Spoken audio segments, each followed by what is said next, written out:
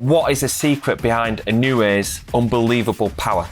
So starting off having a look at Naoya Inoue's incredible hand speed is the monster. Absolute knockout artist, been knocking everybody out from light flyweight, bantamweight, and now he's moving up to super bantamweight. And a lot of this is due to his impressive hand speed and his footwork. And we're going to be showing you the secret behind Inoue's incredible punch power a little bit later on in this video. But we're starting off with these shadowboxing drills that he does, where he's working in high intensity bursts. Now, I really like this, and the reason why is because when people do shadowboxing, they often go through like 3-minute rounds and it's quite continuous pace. But shadowboxing, it's a good opportunity to really overload intensity, overload that punch output, working in bursts when you're not working on the pads or bags and you've got the heavy gloves on and being in high levels of fatigue. Working in bursts in shadowboxing is a fantastic way to increase that muscular acidosis, but also increase that heart rate. And we use this at Boxing Science. We use different intervals for shadowboxing, something like splitting up your round into 20 seconds on, 10 seconds off, or even the opposite way around, where you're working 10 seconds on, 20 seconds off. So this is more like kind of working at that muscular acidosis, working on that repeated speed, endurance, and repeated sprint ability. Another way that we use shadowboxing is a conditioning element within our circuits. A circuit, let's say 4-station circuit, where we have stuff like air bike, battle ropes, running on the spot, and we can finish off on the shadowboxing. Doing shadowboxing right at the very end when, high levels of fatigue, the boxer's going to be in the red zone, above 90% maximum heart rate. It's challenging speed, technique, timing, concentration, whilst in that fatiguing scenario, while in that stressful scenario, and this is what you can transfer into boxing. But also it's a great way to elevate the heart rate in the middle of a circuit, fast uppercuts for example. This can really get the heart rate firing up into that red zone, something that a boxer's very capable of doing and used to doing, and can perform high speeds and high repetitions, paramount into elevating that heart rate. So it's a fantastic tool to use in the middle of a circuit to elevate the heart rate, to create them red zone adaptations, but also at the end of a circuit where you're challenging speed, technique, timing, concentration under stressful and fatiguing scenarios. So we're taking a look at some of Inoue's destructive sparring, but what is the secret behind Inoue's unbelievable power? Obviously, it's got a lot of technique, timing, a lot of kind of fast twitch muscle fibers as well. But I believe that a big contributor is what he trains on every single day, and that's the ring canvas. When you look at this ring canvas here and you look at the kind of texture of it, boxers are kind of sliding over it, and we've actually been out to Inoue's gym when we worked with Jamie McDonnell in 2018. They did a lot of the press stuff at Inoue's gym. Also, Jordan Gill had a very, very good spar against a world title challenger, and we couldn't believe the texture of the canvas in the gym.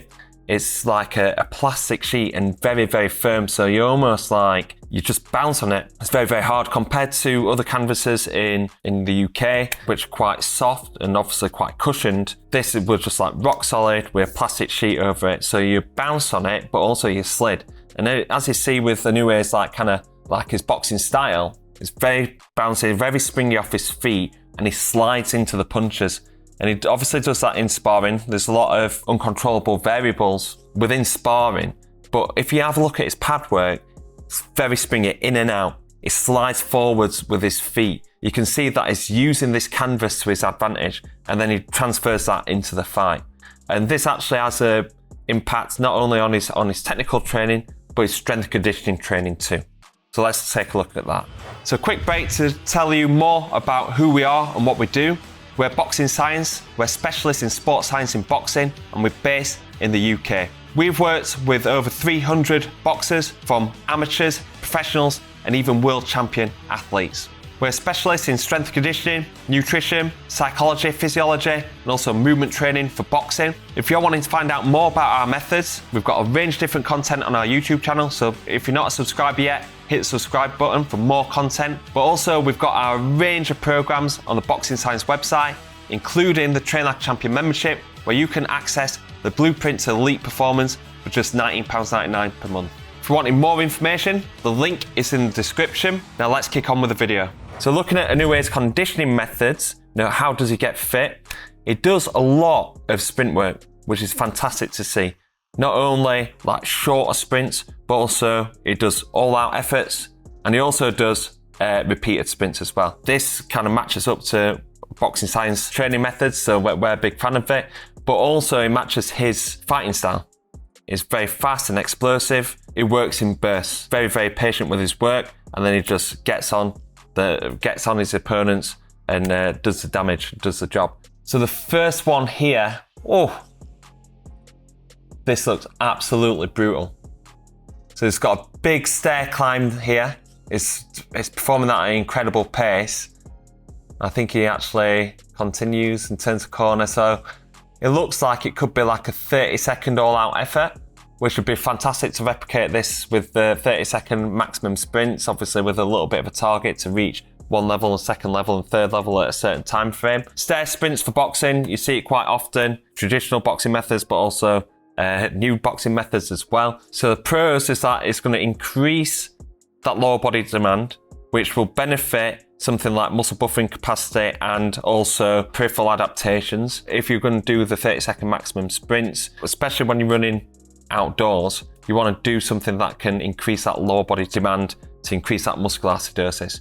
So that's positive for doing the steps. Another one is that it reduces impact forces. If you think about the height of your foot going onto the next step, will be reducing them impact forces compared to if you was going on a sprint on a flat surface. You're bringing your foot up a lot higher, bringing it down, and there's large impact forces. So this can result in increased soreness from a session, but also increase that likelihood of injuries. So doing it on the steps is a great way to reduce them impact forces. Potential negative of performing stair sprints. If you're doing stair sprints and you're doing too short steps, you're doing suboptimal running gait, which can result in injuries, especially if you're tripping up on the steps. You're not getting that optimal hip extension, which can transfer into fast explosive actions. The shorter gait will limit them increases in muscular acidosis and increases in heart rate, something that you're wanting to get out of a session to optimize physical adaptations.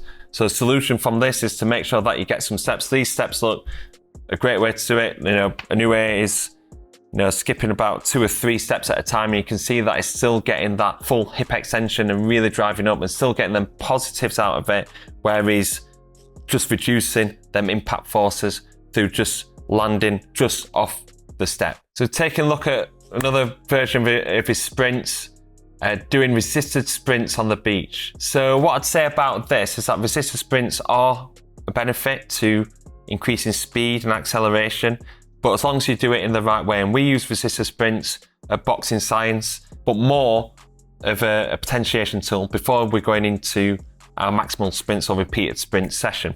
What I would say about this technique here, Inoue is taking a lot of pace off him. We've just seen him on the steps. He can run really, really fast. This resistance is a little bit too increased. What we want to take off is around about 10%. If you take anything more off, you're actually reducing them acceleration demands, speed demands, and also affecting your running technique. You can see his running technique is suboptimal on this, as he's not getting that optimal knee and hip flexion. It's not really driving through the floor as much. A lot of steps that it's having to perform and not really producing force going into the floor. One of the benefits of him doing a lot of sprint work is the short ground contact times that he's performing when doing sprinting. This will increase activation of the calf complex and stiffness of the ankle, which will transfer into how explosive he is off his feet as he's moving in and out and driving off that canvas. So this is one of the benefits of him doing sprint training. As soon as he's doing it on the beach, he's losing that ground contact time, that snappiness, that drive off the floor. So then he's reducing that ankle stiffness, reducing that calf muscle activation, which will really transfer into his boxing. So this is suboptimal. A way to do it is to get the band around the hips like he's doing there, getting it on a harder surface, doing some pre-activation drills to make sure that you're getting the right rhythm in terms of your repetitions. So doing something like high knees, but also doing like a slower march where you're stamping into the floor, and then progress into resisted sprints where you're getting a slight forward lean, driving your hips into the band, but also only taking a little bit off. You want to only be taking off around about 10% of your maximum speed. So here are a few clips of me doing it with Terry. Basically, I'm having to really put the pedal to the metal to just try and keep up with her.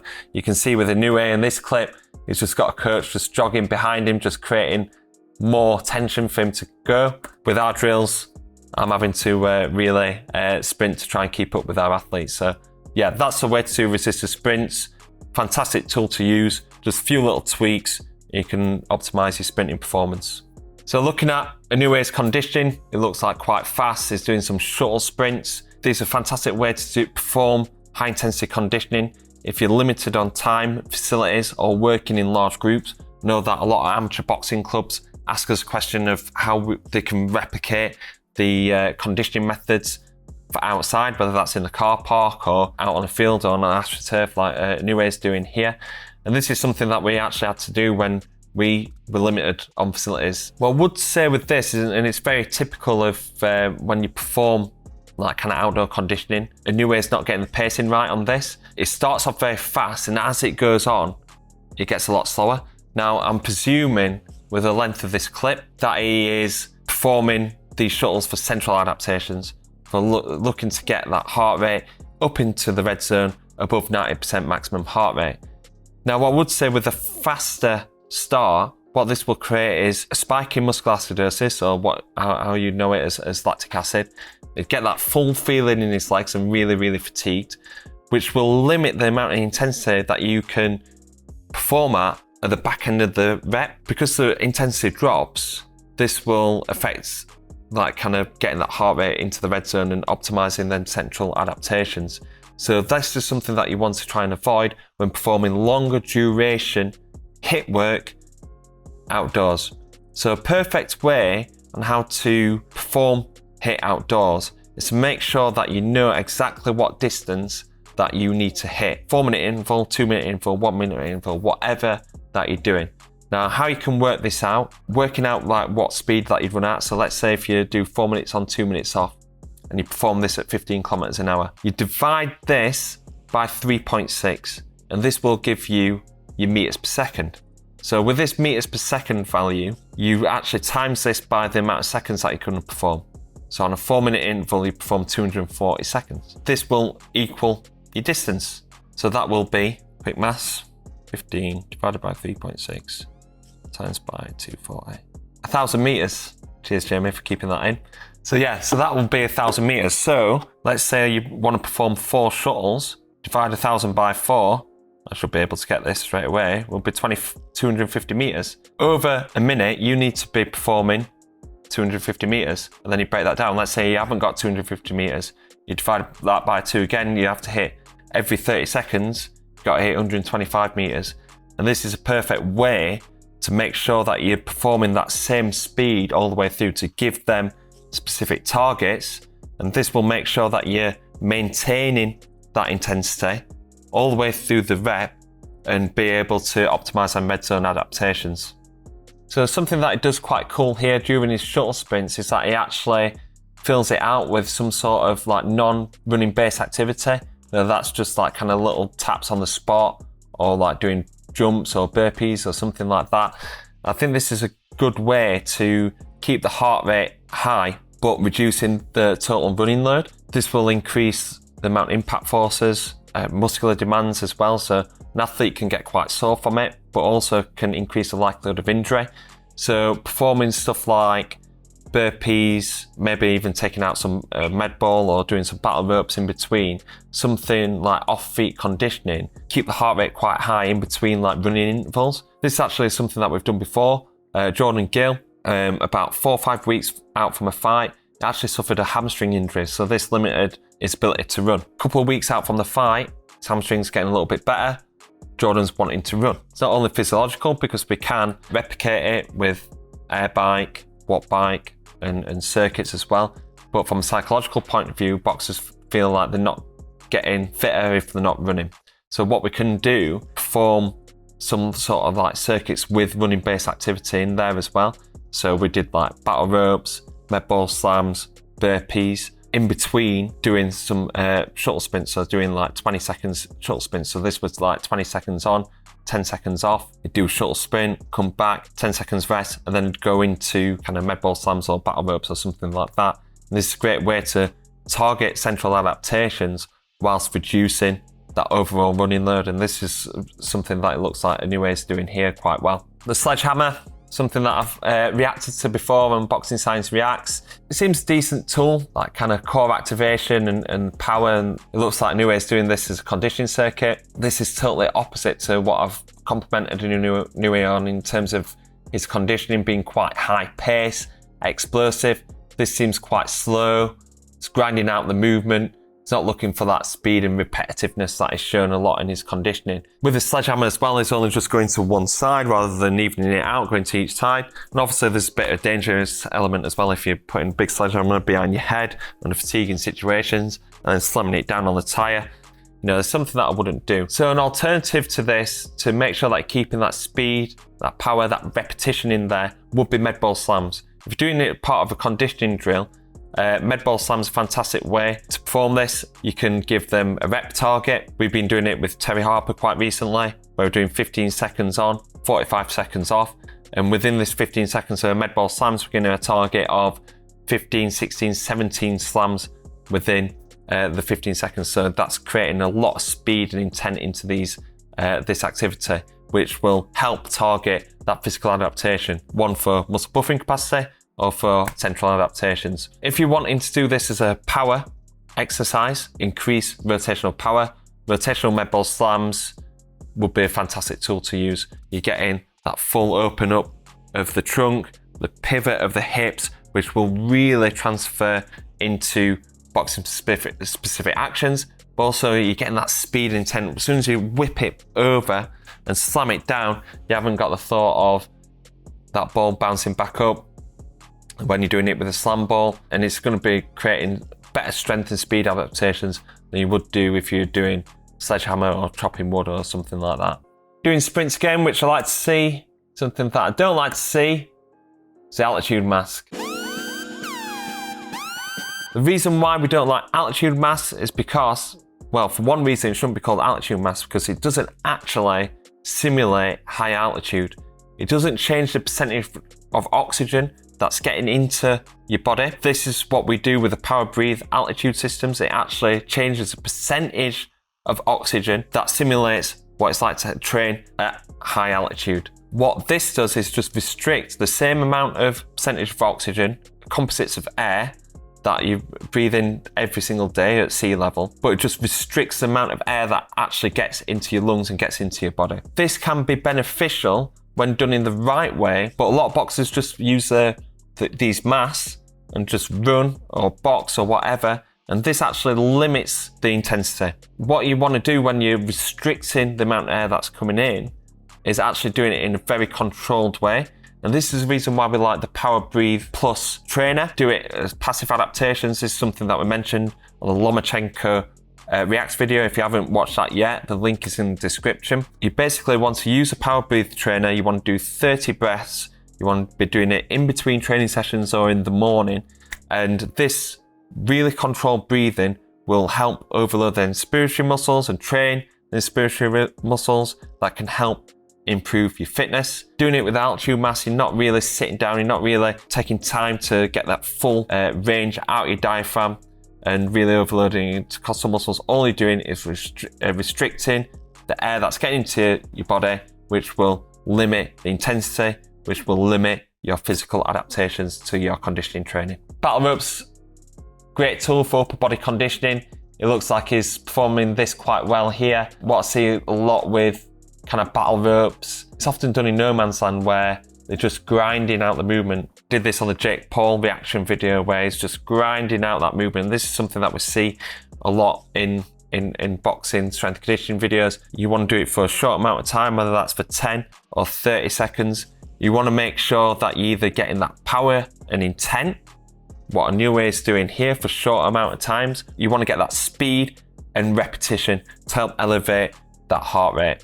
So when performing research for this reaction video for Inoue's training, I couldn't really find him lifting many weights. A lot of the stuff that he does is like circuit base, sprint base. This is probably the only video that I can find of him training his core. He does some drills where he's just taking punches to the ribs and to the abs, but this is probably the only core training that I can find.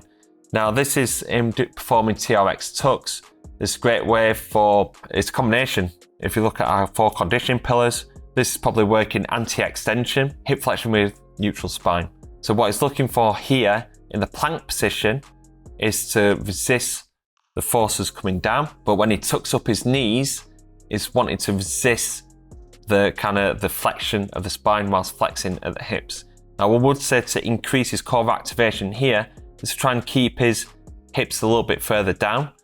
So what I would say is for him to go onto his hands instead of being on his arms here. This will increase core activation whilst he's in the plank, but as soon as he pikes up his hips, his core's actually switching off. So if he does it in a press up position, this will help him keep that neutral posture as he's tucking up his knees. Perfect to perform with a TRX, but can also perform with like a Swiss ball. Great tool to develop the core muscles. Okay guys, thank you very much for watching this Boxing Science Reacts. If you're not a subscriber yet, please hit the subscribe button. If you like this kind of content, hit the like button, share it with your friends and your colleagues. Give us a comment in the comment box below. Let us know what you think about Inoue's training. And also, if you've got any suggestions for this React series, it's doing really well. Covered Lomachenko, Golovkin, Canelo, Beterbiev, Bivol. Been really successful so far. We're going to do more this year. So if you've got any suggestions, stars of the present or the past, please leave them in the comment box below. And I hopefully see you on the next episode of Boxing Science Reacts.